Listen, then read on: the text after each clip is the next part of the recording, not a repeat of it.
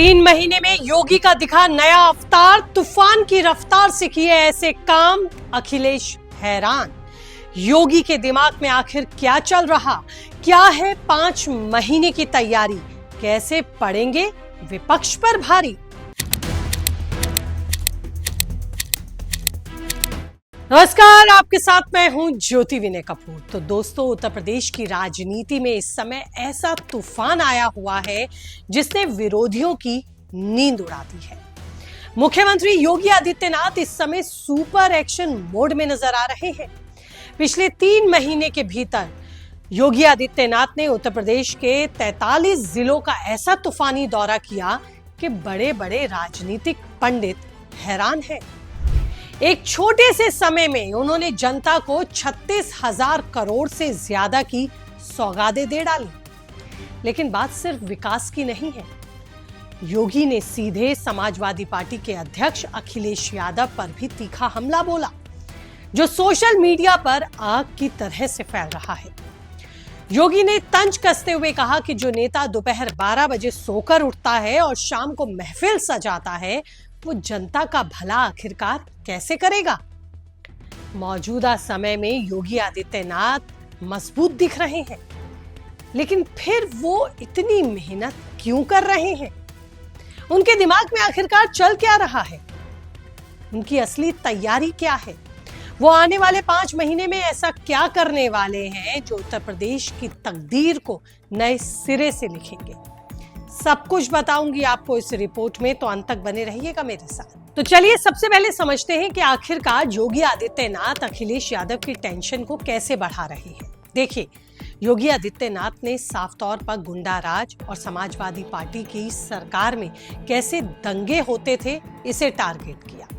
बिहार में भारतीय जनता पार्टी ने 19 साल पुराने लालू यादव के जंगल राज को उखाड़ फेंका और अखिलेश यादव की सरकार तो उत्तर प्रदेश में मात्र 9 साल रही। यही वजह है कि उत्तर प्रदेश में योगी आदित्यनाथ लगातार अब अखिलेश यादव को टारगेट कर रहे हैं।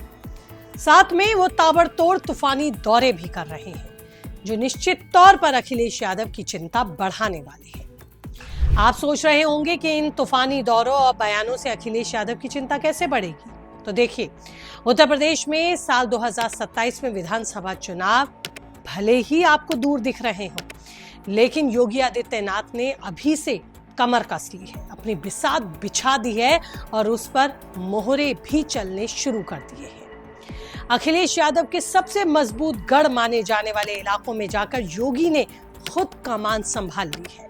वो जनता से सीधे संवाद कर रहे हैं। सपा राज में हुए नौकरियों में किस तरह से धांधलियां हुई और उस समय अपराधियों ने किस तरह से उत्तर प्रदेश को अपना अड्डा बना लिया था, आक्रामक शैली में वो अखिलेश यादव पर हमला बोल रहे हैं। क्योंकि जो जमीनी पकड़ सपा ने पिछले चुनावों में बनाई, उसे ढाने के लिए योगी मैदान में उतर चुके हैं।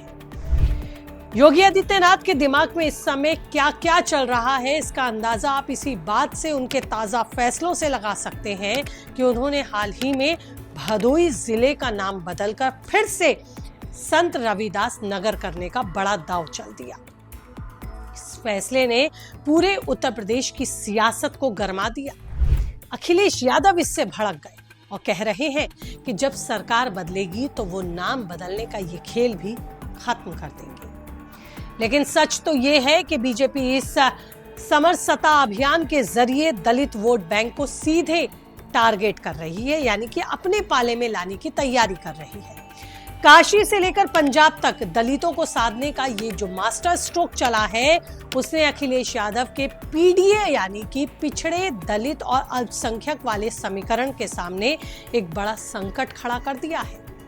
इसके अलावा एक और बड़ा मोर्चा जहां योगी खुद डटे हुए हैं, वो है पेपर लीक का मामला। इस मामले को लेकर भी उत्तर प्रदेश की सियासत गर्म है और उत्तर प्रदेश की क्या, देश की सियासत गर्म कर दी इस मुद्दे ने। तो अखिलेश यादव इस मुद्दे को लेकर युवाओं के बीच जाने की कोशिश कर रहे थे, लेकिन योगी आदित्यनाथ ने तुरंत एक्शन लेते हुए कड़े कानून बना दिए और भ्रष्टाचारियों की संपत्तियां कुर्क तक करनी शुरू कर दी। योगी जनसभाओं में साफ कह रहे हैं कि उनकी सरकार में 9 लाख से अधिक युवाओं को बिना किसी भेदभाव के सरकारी नौकरियां मिली हैं। इसके साथ ही माफियाओं पर जो बुलडोजर एक्शन हुआ, कानून व्यवस्था जिस तरह से उत्तर प्रदेश में मजबूत हुई, लोगों के बीच में जिस तरह से कानून का खौफ बना, इन सब की जिक्र अब योगी कर रहे हैं। जब कानून व्यवस्था और रोजगार दोनों मोर्चों पर योगी आदित्यनाथ अब खुद ही मोर्चा संभालते हुए दिख रहे हैं, और यही वजह है कि विपक्ष के पास अब राजनीति करने लायक भी मुद्दा दिख नहीं रहा है। तो दोस्तों, कुल मिलाकर कहानी ये है कि योगी आदित्यनाथ ने अपनी रफ्तार तेज कर दी है। विपक्ष को संभलने का मौका भी नहीं मिल रहा है। एक तरफ वो जिलों में जाकर एक एक करके करोड़ों के प्रोजेक्ट का फीता काट रहे हैं, तो दूसरी तरफ रैलियों में विपक्ष का विजन क्या है, इस पर हमला बोल रहे हैं।